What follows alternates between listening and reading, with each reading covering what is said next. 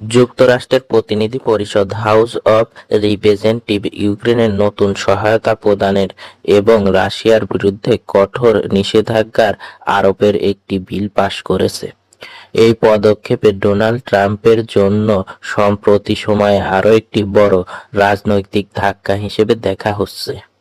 বিলটি 226-195 ভোটে পাস হয়েছে। এতে ইউক্রেনের জন্য $1 বিলিয়ন বেশি সহায়তা এবং প্রায় $8 বিলিয়ন ঋণ সহায়তার ব্যবস্থা রয়েছে। পাশাপাশি রাশিয়ার আর্থিক, তেল ও খনিজ খাত বিভিন্ন কর্মকর্তাদের বিরুদ্ধে নতুন নিষেধাজ্ঞা প্রস্তাব রাখা হয়েছে।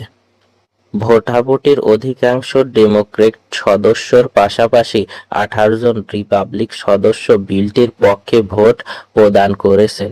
এর ফলে ট্রাম্পের প্রশাসন ইউক্রেনের নীতির বিরুদ্ধে কংগ্রেসের ভিতরে দ্বিমত সমর্থন একটি বিরল উদাহরণ দেখা গেছে। ট্রাম্প প্রশাসন 2025 সালে ক্ষমতায় ফিরে আসার পর ইউক্রেন মার্কিন সহায়তার গতি কমিয়ে দেয় এবং রাশিয়ার উপর নিষেধাজ্ঞা আরোপের সিদ্ধান্তগুলো মূলত হোয়াইট হাউসের নিয়ন্ত্রণে রাখে। নতুন বিলটিতে সেই অবস্থানের সঙ্গে সরাসরি সাংঘর্ষিক বলে বিশেষজ্ঞরা মনে করছেন।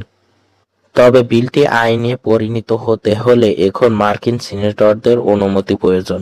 সিনেটররা রিপাবলিকান নেতৃত্ব এবং ট্রাম্পের সমর্থন ছাড়া অনুরূপ কোনো বিল ভোটের তুলনায় অনাগ্রহী। ফলে বিলটির ভবিষ্যৎ এখনো অনিশ্চিত।